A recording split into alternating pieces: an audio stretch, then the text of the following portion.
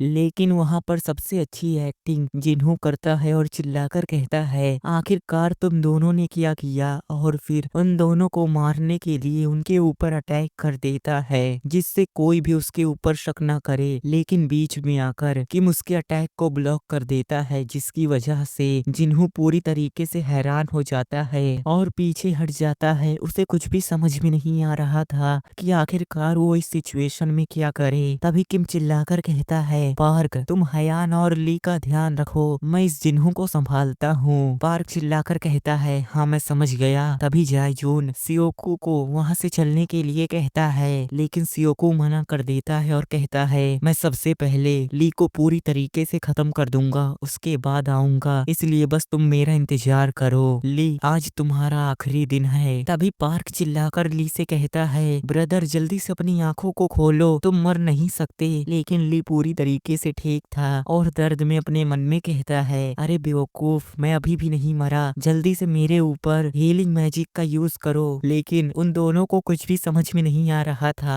और वो सिर्फ रो रहे थे। तभी पार्क को याद आता है और वो हयान को ली के ऊपर हीलिंग मैजिक यूज करने के लिए कहता है। हयान कहती है, हाँ मैं समझ गई, और फिर रोते हुए उसी आर्टिफैक्ट का यूज करती है और ली के बॉडी को हील करने लगती है। ली काफी खुश था क्योंकि वो पूरी तरीके से हील हो गया था। वे दोनों काफी खुश हो जाती हैं। तभी हम साइड में सियोको को देखते हैं जो उनके ऊपर अटैक कर देता है, लेकिन पार्क सियोको को काफी आसानी से संभाल लेता है। हम उनके आसपास काफी सारे मॉन्स्टर को देखते हैं। ली काफी खुश था क्योंकि उसके पास पहले से ही माना शील्ड रिंग था और फिर वो उन सभी के आसपास एक मैजिकल शील्ड बना देता है। तभी पार्क अपने आसपास देखता है और फिर ली को बताता है, सिस्टर इल्ला यहाँ से गायब हो गई। ली अपने मन में कहता है, ऐसा लगता है कि हयान जाई जून के पीछे गई है। सच में मेरी हयान काफी अच्छी है और वो सभी कामों को काफी अच्छे से पूरा कर देती है। लेकिन अचानक से पार्क ली से माफी मांगने लगता है और कहता है, ब्रदर प्लीज मुझे माफ कर दीजिए, ये सब मेरी गलती है, मेरी वजह से आपके साथ ऐसा हुआ। ली उसे सहलाते हुए कहता है, पर तुम्हें चिंता करने की जरूरत नहीं है क्योंकि मैं ही काफी ही ज्यादा केयरलेस था और ऊपर से मैंने देखा कि तुम और हयान मेरे बारे में कितना चिंता करते हैं, इसलिए तुम्हें माफी मांगने की जरूरत नहीं है। ली की ऐसी बातों को सुनकर पार्क रोने लगता है। ली उससे कहता है, इतने बड़े होने के बाद तुम्हें रोना नहीं चाहिए, तुम एक लिटिल पिग की तरह दिख रहे हो।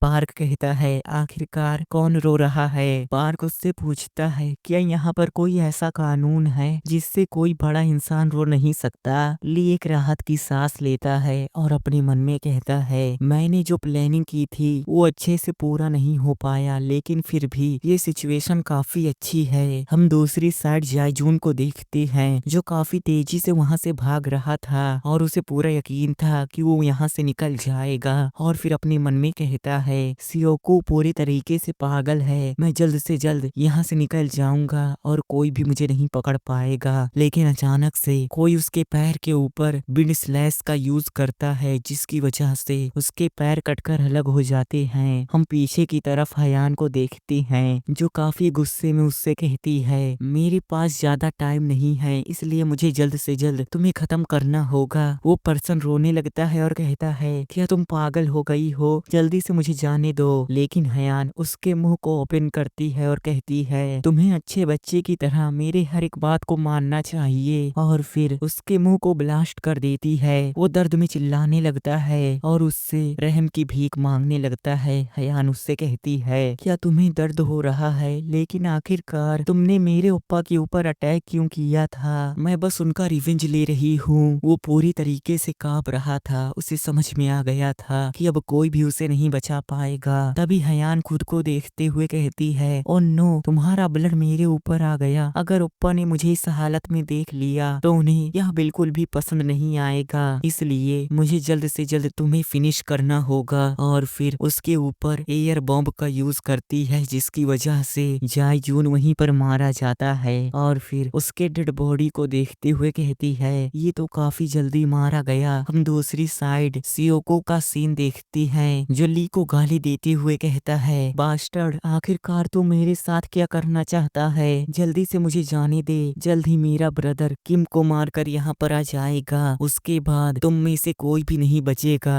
और मैं हयान को भी नहीं छोड़ूंगा क्योंकि उसने मुझे चूज नहीं किया, उसे रिग्रेट करना होगा। ली कहता है आखिरकार तुम कर भी क्या सकते हो, ऐसा लगता है कि तुम्हारा ब्रदर तुम्हें छोड़कर भाग गया है और मुझे नहीं लगता कि तुम्हारे पास बचने का कोई चांस है। और फिर अपने मन में कहता है जब मैं किसी के फेस पर इस तरह के एक्सप्रेशन को देखता हूँ तो मुझे सच में काफी अच्छा फील होता है। और फिर सियोको से कहता है सियोको अब तुम्हें बाय कहने का समय हो गया, असल में तुम्हें अब इस दुनिया को छोड़ देना चाहिए। सियोको पूरी तरीके से घबरा जाता है और कहता है क्या सच में ये पर्सन मुझे मार देगा, और फिर चिल्लाकर कहता है तू उस जैसे कचरे की मेरे साथ ऐसा करने की हिम्मत कैसे हुई, मैं सच में तुम्हें मार दूंगा, तुम बिल्कुल भी नहीं बचोगे। ली हंसने लगता है और कहता है सच में इस तरह तड़पते हुए किसी को देखना काफी अच्छा है। और फिर अपने स्पीकर को ऊपर करने लगता है और कहता है लगता है मुझे जल्द से जल्द तुम्हें शांत करना होगा।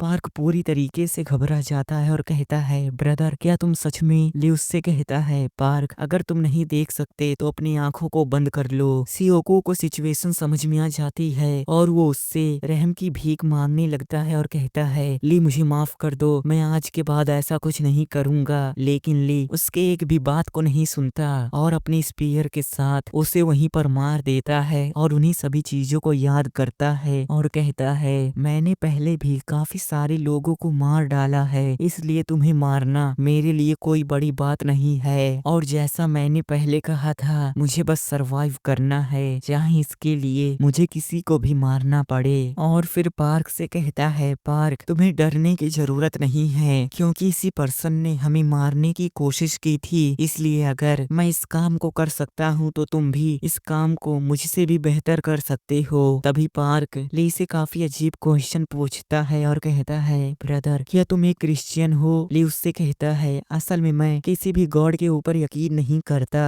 और मुझे जो करने का मन करता है मैं वही करता हूँ। तभी मैसेज पॉपअप होता है अब तुम एक नए क्लास को चूज कर सकते हो। ली काफी खुश हो जाता है और कहता है क्या सच में लोगों को मारने से भी एक्सपीरियंस मिलता है, सच में ये सिस्टम काफी क्रूअल है। और फिर पार्क से कहता है पार्क याद रखना तुम कभी भी नहीं मर सकते और तुम्हें जिंदा रहना होगा। ये सब बस ली खुद के लिए बोल रहा था जिससे पार्क उसे जिंदगी भर प्रोटेक्ट करता रहे। अगले सीन में हम देखते हैं जहाँ पर वे दोनों जा रहे थे तभी पार्क ली से कहता है ब्रदर तुम्हें बस उनमें से सबसे कूल क्लास को चूज कर लेना चाहिए। ली कहता है नहीं मुझे सोच समझकर अपने क्लास को चूज करना होगा और अपने मन में कहता है अगर मैं सच कहूँ तो अब की बार मेरे सभी क्लास रेयर ग्रेड के हैं, इसलिए मुझे समझ में नहीं आ रहा। तभी भागते हुए वहाँ पर हयान आती है और फिर ली से चिपक कर रोने लगती है। ली भी काफी खुश हो जाता है। हयान उससे कहती है ओप्पा क्या आप पूरी तरीके से ठीक है, और सियोको का क्या हुआ। ली कहता है मैंने उसे मार दिया। हयान काफी खुश हो जाती है। तभी पीछे से काफी अजीब तरीके से पार्क पूछता है अगर मैं इसके बारे में सोचूं तो सिस्टर अभी थोड़ी देर पहले आप कहाँ पर गई थी। हयान पूरी तरीके से घबरा जाती है, उसे कुछ भी समझ में नहीं आता कि आखिरकार वो कौन सा बहाना दे। ली हयान की मदद करने के लिए उससे कहता है हयान क्या तुम किम की मदद करने के लिए गई थी। लेकिन हयान को ऐसा लगता है कि अगर उसने ऐसा कह दिया तो ली को बुरा लगेगा और ली सोचेगा कि हयान किम को पसंद करती है, जिसकी वजह से वो तुरंत ही मना कर देती है और कहती है ओप्पा मुझे किम के अंदर थोड़ा सा भी इंटरेस्ट नहीं है। और फिर काफी धीरे आवाज में कुछ बड़बड़ाने लगती है। उसकी ऐसी हालत देखकर पार्क उससे माफी मांगने लगता है, लेकिन अचानक से हयान रोने लगती है जिसकी वजह से पार्क उससे कहता है मुझे माफ कर देना, मैं तुम्हारे सिचुएशन को समझ सकता हूँ। ब्रदर जल्दी से तुम आकर सिस्टर को शांत करो। ली हयान की तरफ आगे बढ़ने लगता है और फिर उसके सर पर हाथ रखकर कहता है सब कुछ ठीक है, और फिर उसे गले लगाते हुए कहता है तुम्हें परेशान होने की जरूरत नहीं, और अपने मन में कहता है तुम सच में मेरे बारे में काफी चिंता करती हो, मैं दिल से तुम्हारा शुक्रिया करता हूँ। लेकिन हयान लगातार रो रही थी। ली को कुछ भी समझ में नहीं आता और वो पार्क से कहता है पार्क जल्दी से यहाँ पर आकर हयान को शांत करो। लेकिन वो पार्क को देखकर पूरी तरीके से घबरा जाता है। पार्क उसे काफी अजीब तरीके से मुस्कुराकर देख रहा था क्योंकि असल में उसी ने इन सभी चीजों को प्लान किया था जिससे दरमियान ली और भी ज्यादा क्लोज हो जाएं। ली उसे मन ही मन गाली देने लगता है, लेकिन पार्क उसे थम्स अप करता है और काफी खुश होता है। तभी वहाँ पर किम आ जाता है और उनसे कहता है, क्या तुम सभी ठीक हो? किम की ऐसी हालत देख कर ली अपने मन में कहता है, ऐसा लगता है कि सच में जिन्हू कुछ ज्यादा ही पावरफुल था। तभी किम उन दोनों के बारे में पूछता है। ली कहता है, मैंने उन्हें मार दिया, लेकिन जिन्हू के बारे में क्या? किम उन्हें बताता है, वे कोई अच्छे लोग नहीं थे, ऊपर से वे लोग हमें शुरू से ही मारना चाहते थे, इसलिए हमें ऐसा करना पड़ा। और तुम्हें दुखी होने की जरूरत नहीं है, क्योंकि फ्यूचर में चलकर इस तरह के काफी सारे सिचुएशन आएंगे जिससे तुम सभी को निपटना होगा, इसलिए तुम सभी खुद को शांत कर लो और इसके बारे में बिल्कुल भी मत सोचो। ली खुश हो जाता है और कहता है, सच में किम ने मेरे मन की बात को कह दिया। और फिर वे तीनों अपने सर को हाँ में हिलाते हैं। तभी किम ली से उसके इंजरी के बारे में पूछता है। ली उससे कहता है, मैं पूरी तरीके से ठीक हूँ और ये सब सिर्फ तुम्हारी वजह से हो पाया है। सच में मैं कभी भी तुम्हारे फेवर को नहीं भूल सकता। ली के इतने तारीफ को सुनकर किम भी खुश हो जाता है और फिर कहता है, हमें रात को रुकने के लिए यहाँ पर किसी शेल्टर को ढूंढ लेना चाहिए। वे कहते हैं, हाँ बिल्कुल, और फिर वहाँ से जाने लगते हैं। ली अपने मन में कहता है, हम सच में एक साथ यहाँ पर आ गए और किम को ऐसा लगता होगा कि हम सभी पहले से ज्यादा क्लोज हो चुके हैं। सच में एक रिग्रेसर के साथ रहना काफी अच्छा है। मुझे अब किसी भी चीज के बारे में टेंशन लेने की जरूरत नहीं है। सच में किम, तुम मेरे प्रीशियस ट्रेजर हो जो मुझे एक सुकून की जिंदगी देगा। अगले सीन में हम देखते हैं जहाँ पर वे लोग एक शेल्टर के अंदर बैठे हुए थे। तभी ली किम को अपने क्लासेस के बारे में बताता है और कहता है, मुझे नए क्लासेस चूज करने के ऑप्शन मिले हैं, आखिरकार मुझे क्या चूज करना चाहिए? कि मुझसे उन सभी क्लासेस के बारे में पूछता है। ली उसे बताता है, सबसे पहला क्लास समनर का है, दूसरा मैजिक स्पीयरमैन, तीसरा वारलॉक, चौथा अल्केमिस्ट, पांचवा फ्लेम मेज और ऊपर से ये सभी क्लास रेयर ग्रेड के हैं। और फिर उन सभी क्लास के बारे में किम को बताने लगता है और अल्केमिस्ट के बारे में बात करते हुए कहता है, मेरे हिसाब से मेरे लिए अल्केमिस्ट सबसे बेस्ट है, क्योंकि इससे मेरे इंटेलिजेंस में 2 स्टेट ऐड हो जाएगा और मेरा माना भी 2 पॉइंट से बढ़ जाएगा। और फिर किम से पूछता है, तो तुम्हारे हिसाब से मुझे किसे चूज करना चाहिए? किम मुझसे कहता है, सबसे पहली बात, तुम मैजिक स्पीयरमैन को नहीं चूज कर सकते क्योंकि तुम्हारे पास इनफ माना नहीं है। किम की ये बात ली के सीने में लगती है और वो पूरी तरीके से टूट जाता है।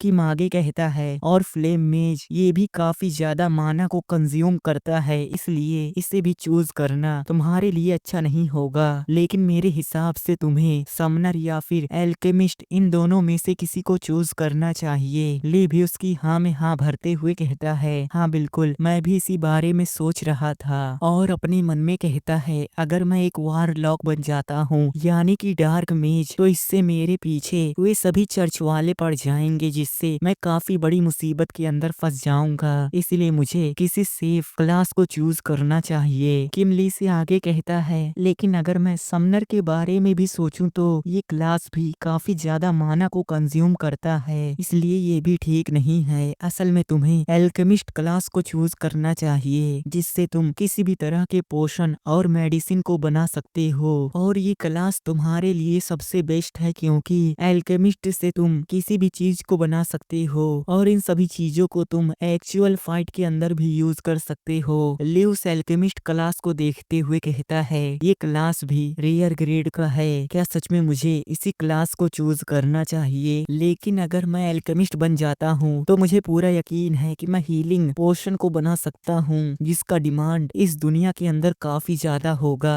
और ये एक ऐसा पोशन है जिसका यूज हर कोई करता है, इसलिए ऐसा लगता है कि मुझे इसी क्लास को चूज करना चाहिए। और फिर मुस्कुराते हुए किम से कहता है, हाँ तुमने सही कहा, मैं इसी क्लास को चूज करूंगा। लेकिन अचानक से साइड से पार कहता है, आखिरकार आपने अभी अभी क्या कहा? और फिर काफी सीरियस होकर कहता है, ब्रदर तुम्हें वारलॉक क्लास को चूज करना होगा। यह सुनकर वे सभी काफी हैरान हो जाते हैं, लेकिन अचानक से किम कहता है, नहीं एल्केमिस्ट। पार्क भी काफी गुस्से में आ जाता है और कहता है, नहीं वारलॉक। और इसी तरह उन दोनों में फिर से टकराव शुरू हो जाता है। ली अपने मन में कहता है, ये दोनों फिर से शुरू हो गए।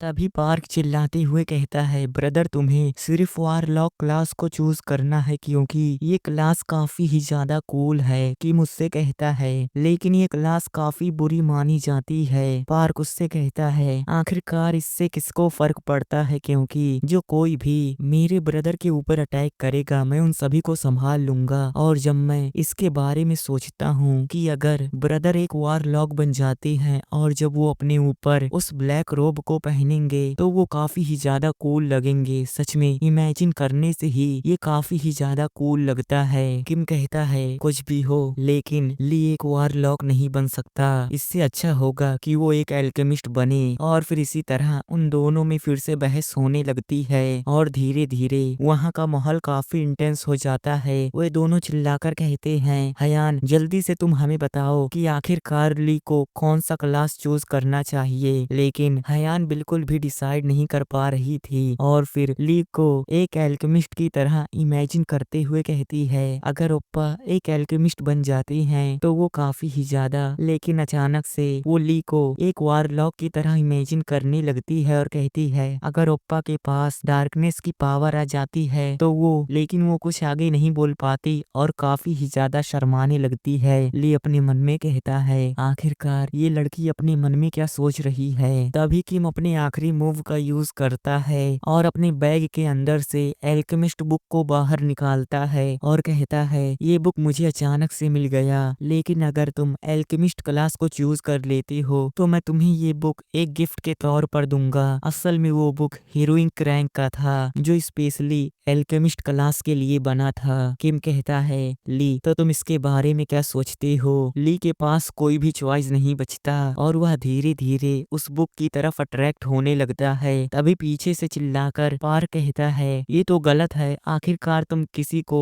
कोई चीज देकर कैसे हाँ बुलवा सकते हो, और ऊपर से तुम्हें इतने सारे मैजिकल आइटम कहाँ से मिल जाते हैं। किम बहाना बनाने लगता है और फिर कहता है, मैं कोई एल्केमिस्ट नहीं हूँ इसलिए मैं इस बुक को रीड नहीं कर सकता, और ऊपर से ये बुक हीरोइक रैंक का है इसलिए मैं उम्मीद करता हूँ कि तुम्हें ये बुक काफी पसंद आएगा। ली अपने मन में कहता है, सच में किम के पास काफी सारे आइटम हैं, आखिरकार वो इतने सारे आइटम लाता कहाँ से है। मुझे पूरा यकीन है कि उसे इस जगह पर इस तरह के आइटम नहीं मिलेंगे, और ऊपर से वो हमेशा अपने बैग के अंदर से काफी सारे आइटम निकालता रहता है। वो सब आइटम आते कहाँ से है। तभी किम चिल्लाकर कहता है, ली प्लीज एल्केमिस्ट क्लास को चूज करो। पार्क चिल्लाकर कहता है, नहीं वारलॉक क्लास। हयान कहती है, आपका जो मन करे। ली काफी देर तक सोचता है और फिर कहता है, ऐसा लगता है कि मेरे लिए एल्केमिस्ट क्लास ही बेस्ट है। इससे पार्क पूरी तरीके से टूट जाता है क्योंकि पिछली बार की तरह अब की बार भी उसके साथ ऐसा ही हुआ।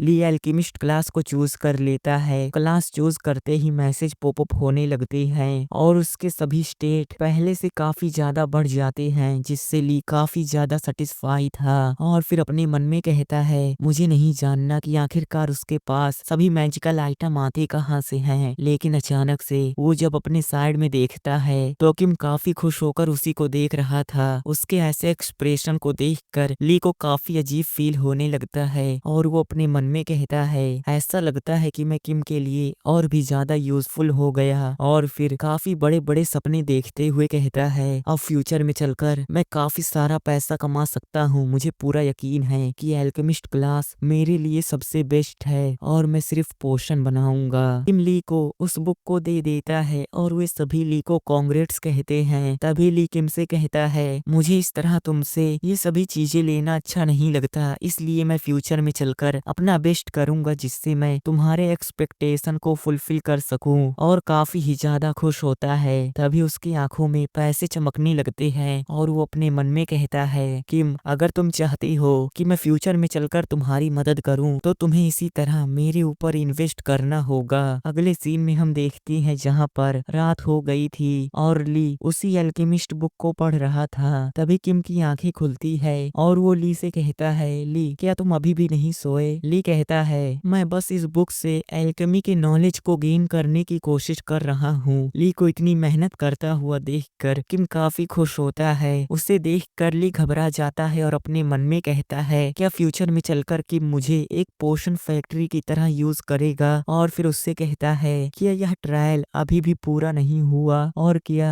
इस ट्रायल के अंदर कोई बॉस है? कि मुझसे कहता है, मुझे ऐसा नहीं लगता, हो सकता है कि कल हमें इसके बारे में पता चले। उसकी बात को सुनकर ली को पूरा यकीन हो जाता है कि यहाँ पर कोई भी बॉस मॉन्स्टर नहीं है और फिर अपने मन में कहता है, यह कॉन्टिनेंट जैसा हमें शुरू में बताया गया था कि हमें इस ट्रायल को पूरा करना है और बस यहाँ से कुछ ही लोग सरवाइव कर बाहर निकल सकते हैं। हम एक लेडी को देखते हैं जो कहती है, तो हमने उसे ढूंढ लिया। और फिर मुस्कुराते हुए किम और पार्क के बारे में बात करते हुए कहती है, ये स्वॉर्ड और शील्ड उस पर्सन को रिप्लेस कर सकते हैं और असल में वो ट्रायल के बाहर कॉन्टिनेंट के एक गिल्ड से थी जिसका नाम ब्लू गिल्ड था। अगले सीन में हम देखते हैं जहाँ पर वे सभी जा रहे थे, तभी अचानक से किम एक जोक मारता है जिसकी वजह से पार्क काफी जोरों से हंसने लगता है। ली हयान से कहता है, क्या यह फनी है? हयान कहती है, नहीं बिल्कुल भी नहीं। ली अपने मन में कहता है, तो मैं अकेला ऐसा नहीं हूँ जिसे यह जोक बिल्कुल भी अच्छा नहीं लगा, लेकिन मैं काफी खुश हूँ कि अभी सभी लोग काफी ही ज्यादा रिलैक्स हैं। और फिर उन्हीं सभी सीन को याद करते हुए अपने मन में कहता है, शुरू में मैं काफी ही ज्यादा परेशान था कि आखिरकार मैं इस जैसी जगह से बाहर कैसे निकलूंगा, लेकिन काफी सारी परेशानियों के बाद फाइनली अब हम यहाँ से निकलने वाले हैं। ली को मुस्कुराता हुआ देखकर हयान भी एक स्माइल करती है और ली अपने मन में कहता है, सच में रिग्रेसर के पार्टी के अंदर होना काफी अच्छा है। तभी वे सभी हैरान हो जाते हैं क्योंकि उनके सामने एक काफी बड़ा डोर था, जिस डोर को देखकर किम स्माइल करने लगता है। ली को समझ में आ जाता है कि इसी डोर के बाहर वो कॉन्टिनेंट है जिसके बारे में गॉडेस बात कर रही थी। किम पार्क को इशारा करता है, जिस इशारे को पाकर पार्क उस दरवाजे की तरफ जाता है और तुरंत ही उस दरवाजे को ओपन कर देता है। लेकिन उस दरवाजे के बाहर कोई कॉन्टिनेंट नहीं था बल्कि एक और बड़ा सा रूम था, जिसे देखकर ली भी काफी हैरान था। तभी ली की नजर एक फॉर्मेशन पर जाती है जो उस कमरे के बीचों बीच बना था। मैसेज पॉपअप होता है, आपने एक नए मिशन को ट्रिगर कर दिया जिसे आपको क्लियर करना है। वे सभी काफी परेशान हो जाते हैं क्योंकि उन्हें ऐसा लग रहा था कि जल्द ही यहाँ पर कोई मॉन्स्टर आएगा जिन्हें उन्हें डिफीट करना होगा। और फिर ली अपने मन में कहता है, किम ने कहा था कि यहाँ पर कोई बॉस मॉन्स्टर नहीं है, तो आखिरकार ये क्या है? तभी अचानक से किम धीरे धीरे उस फॉर्मेशन की तरफ आगे बढ़ने लगता है और फिर उस फॉर्मेशन के अंदर अपने माना को फ्यूज करता है, जिसकी वजह से वो फॉर्मेशन एक्टिवेट हो जाता है। ली कहता है, क्या यह तुम्हें पहले से पता था? किम कहता है, नहीं, बस मुझे ऐसा लगा कि अगर मैं ऐसा करता हूँ तो ये काम करेगा।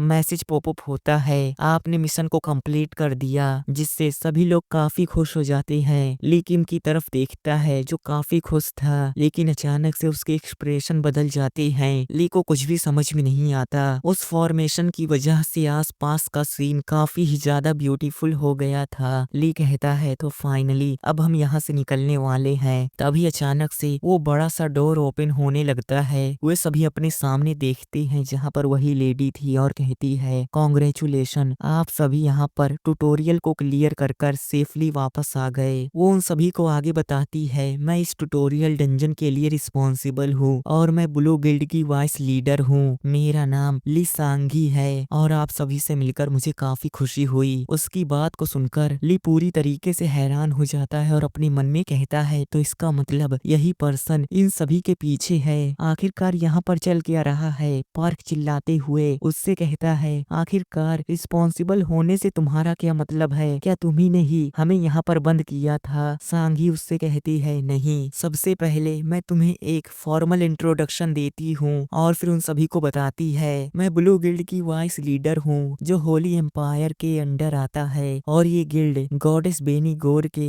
नाम पर स्टेब्लिश हुआ है। जैसा मैंने पहले कहा कि मैं अब की बार के ट्यूटोरियल डंजन के सेशन को मैनेज कर रही थी, हम भी अचानक से एक दिन इस दुनिया के अंदर आ गए और हमें भी इस ट्रायल को क्लियर करना पड़ा, लेकिन हम सभी यहाँ पर तुमसे पहले आए थे और अभी तक हमें नहीं पता चला कि आखिरकार हमें इस दुनिया के अंदर क्यों बुलाया गया है। और जब कोई इस डंजन को क्लियर कर लेता है तो हमारी ड्यूटी होती है कि हम उसे मैनेज करें और हम सभी आपको कॉन्टिनेंट के अंदर गाइड करेंगे और जो भी सर्वाइवर डंजन के अंदर फंसे हुए हैं हम जल्द ही उन्हें बचा लेंगे। और आप सभी को इस कॉन्टिनेंट के अंदर एडजस्ट होने में थोड़ा समय लग सकता है, लेकिन फिर भी आपको परेशान होने की जरूरत नहीं है क्योंकि हम आपको सभी चीजें प्रोवाइड करेंगे। ली कहता है क्या यह डंजन जल्द ही बंद हो जाएगा? सांगी उससे कहती है हाँ आपने सही कहा, 3 दिनों के अंदर ये डंजन वापिस से बंद हो जाएगा और इसलिए हमें जल्द से जल्द उन सभी सर्वाइवर को बचाना होगा। और फिर ली से कहती है इसलिए आप सभी मुझे जल्द से जल्द अपने सभी वेपन दे दीजिए और हम गिल्ड के अंदर पहुंचने के बाद इसके डिटेल के बारे में बात करेंगे और जल्द ही मिस योन उन सभी सर्वाइवर को बचा लेंगी जो उस शेल्टर के अंदर है।